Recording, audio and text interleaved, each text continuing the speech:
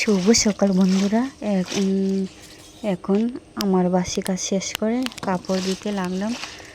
কাপড় দিয়ে তারপরে স্নান টান করে যাব রান্না করতে। আর আশা করি তোমরা সবাই ভালো আছো, ভালো থেকো। আর আমার নতুন একটা ভিডিওতে তোমাদের সবাইকে স্বাগত ও ভালোবাসা জানাই। তো বন্ধুরা দেখো, বাসি কাজ সেরে কাপড় টাপড় ধুয়ে স্নান করে আসলাম। এখন চা করছি, চা খেয়ে রান্না করব। আর এখন বাজে সকাল 7টা। আর আমার মেয়ে 7:30টার সময় স্কুলে যায়। এখন চাটা খেয়ে একদিকে ভাত আর একদিকে সবজি, শুধু মাছের ঝোল করব, সবজি করব না। মাছের ঝোল পেঁয়াজ দিয়ে, তাহলে তাড়াতাড়ি হবে।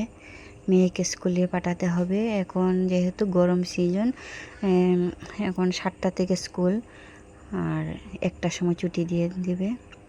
7টা থেকে বলতে 7:30টায় যাবে। আমাদের ঘর থেকে বেশি দূরে না, 7:30টা যাবে, 8টা থেকে শুরু হয়। তো চাটা করে, চাটা খেয়ে রান্না করব।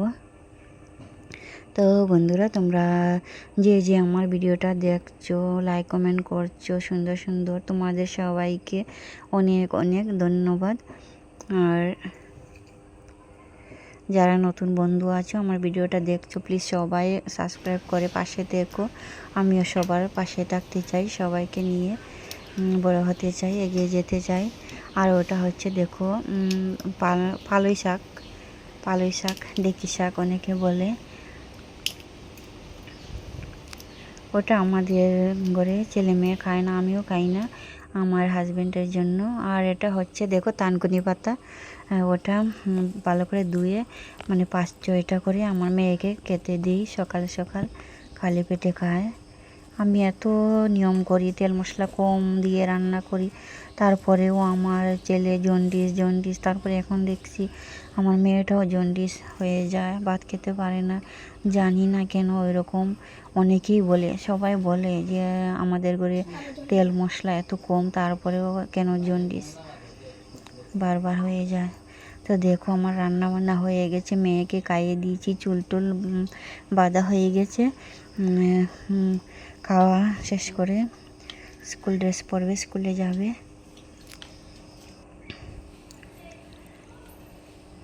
দেখো আমার মেয়ে রেডি হচ্ছে স্কুলে যাওয়ার জন্য।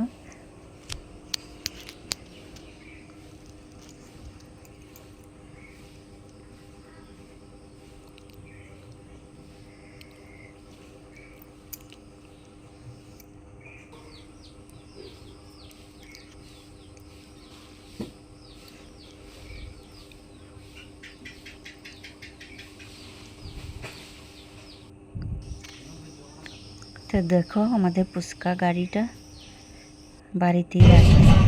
আর বন্ধুরা এখন হচ্ছে বিকেল 2টা বাজে, মেয়ের স্কুল ছুটি হয়ে গেছে 1টার সময়, ঘরে রেখে এখন একটু টাউনে যাচ্ছি মেয়ের জন্য মেডিসিন নিয়ে আসবো।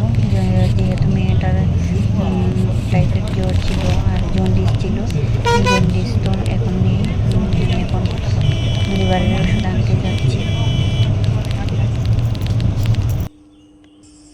তো বন্ধুরা এসে গেছি, দেখো এখন রান্না করবো। এই যে মাছ নিয়ে আসছে, মাছ রান্না করব এখন রাত্রে। তো